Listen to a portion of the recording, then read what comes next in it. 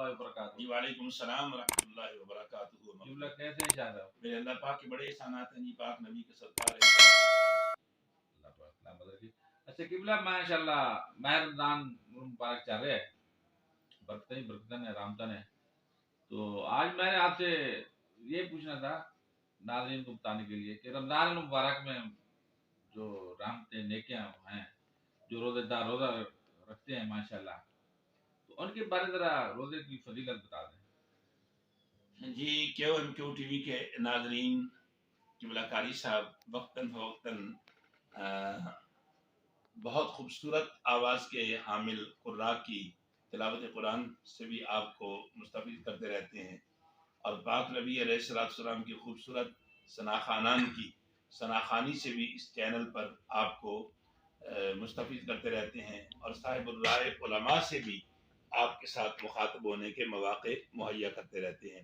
قاری صاحب قبلہ نے ماہ رمضان کے حوالے سے کہا ہے تو ناظرین دو باتیں ہیں۔ پہلی بات تو یہ ہے کہ اس ماہ مبارک کو رب کائنات نے ایک نام دیا ہے، فرمایا شہر رمضان الذی انزل فیہ القرآن، یہ رمضان وہ ماہ مبارک ہے جس میں ہم نے قرآن نازل کیا۔ گویا قرآن اور رمضان ایک دوسرے کا تعارف کرواتے ہیں۔ قرآن کہتا ہے کہ میں وہ ہوں جو لیلۃ القدر کی رات میں نازل ہوا، اور لیلۃ القدر وہ ہے جو رمضان شریف کے آخری عشرہ میں اس کے دامن میں آتی ہے۔ اور دوسرا اس کو صوم بھی کہا گیا ہے، اس عمل کو جس کو ہم روزہ کہتے ہیں۔ رب کائنات نے قرآن میں یا ایھا الذین آمنوا کتب علیکم الصیام، اے ایمان والو روزے تم پر فرض کر دیے گئے، کما کتب علی الذین من قبلکم، جیسا کہ تم سے پہلوں پر بھی فرض تھے۔ اب یہاں ہم دو چیزوں پر گفتگو کریں گے ناظرین، ایک رمضان پر اور ایک صوم پر۔ پہلی بات تو یہ ہے کہ رمضان عربی لغت کا اور قرآنی لفظ ہے، اور عربی لغت جو ہے اور عربی زبان، اس کو یہ اعزاز حاصل ہے کہ اس کے ایک ایک لفظ کے کئی معنی ہیں۔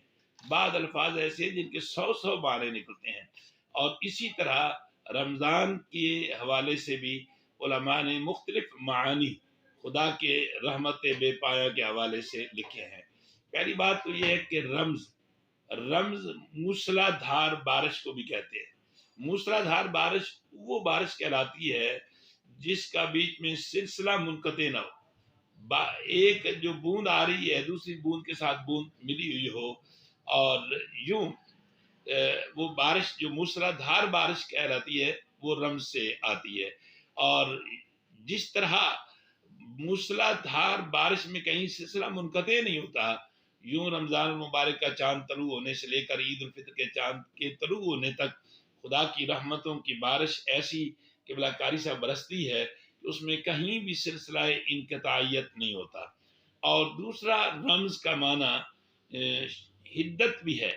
حدت کا معنی یہ ہے جیسے جلا دینے والی چیز، اور اس کی مثال یہ ہے کہ جیسے ایک زنگ آلود لوہا آپ بھٹی میں ڈالتے ہیں اور وہ انگار اس کو تپش دے کر اپنا جیسا کر لیتے ہیں، اور جب اس لوہے کو اس بھٹی سے نکالا جاتا ہے اور لوہار اس کو یوں زمین پہ یا کسی ایک چیز پہ ضرب دیتا ہے تو جتنا زنگ ہوتا ہے وہ اتر جاتا ہے، اور جب لوہا ناظرین ٹھنڈا ہوتا ہے تو یوں لگتا ہے جیسے ابھی نیا بنا ہو، حالانکہ وہ اس سے پہلے پرانا لوہا تھا، زنگ آلود تھا۔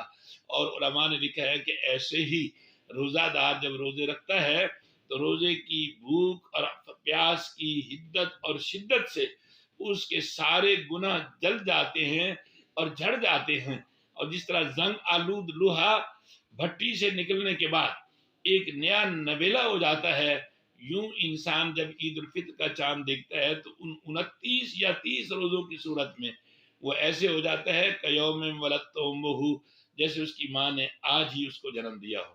اور دوسرا اللہ نے کہا علیکم الصیام، تم پر روزے فرض کر دیے گئے۔ سیام سوم سے ہے، اور سوم سے ہے، اور سوم کا معنی ہے رک جانا۔ گویا جب ہم نے روزہ رکھا تو روٹین کی زندگی کی دوڑ سے ہم یکدم رک گئے۔ سارا دن کھاتے پیتے تھے ہم رک گئے، سارا دن پیتے تھے ہم رک گئے، سارا دن فوش گفتگو ہوتی تھی ہم نے زبان پہ پیرا لگا دیا، نظریں آزاد تھیں، ہم نے نظروں کو جھکا لیا، ہاتھ آزاد تھے، ہم نے ہاتھوں کو روک لیا، قدم آزاد تھے، ہم نے قدموں کو اللہ کی اتباع میں روک لیا۔ پانچوں اعضائے انسانی کا روزہ رکھ کر گویا ہم نے اپنی زندگی کو وہ بریک لگا لی جو سوم اور سم سے ہے، اور سم کا ایک معنی علماء نے بریک شو کے طور پر بھی کہا ہے، جیسے گھوڑے اور بیل گاڑی کے آگے چلنے والے بیل کے پاؤں کے نیچے ایک لوہے کی کھری لگائی جاتی ہے، اسے سم بھی کہتے ہیں، جو اس کے دوڑتے ہوئے رکنے میں اس کی معاونت کرتے ہیں، اور روزہ بھی شارع گناہ پہ دوڑنے والے انسان کو رک جانے میں مدد فراہم کرتا ہے۔ اس لیے اس ماہ مبارک کو سوم بھی کہا گیا ہے کہ ماہ سیام ہے، اور اس سے ماہ رمضان بھی کہا گیا ہے۔ رب کائنات ہمیں اس کی برکات سے مستفید ہونے کی توفیقات عطا فرمائے، آمین اللہم ربنا آمین۔ یہ قبلہ کاری صاحب آپ کے حکم کی تعمیل ہوئی، اللہ تبارک و تعالی میرے کلمات کو ناظرین کے دلوں کے لیے مؤثر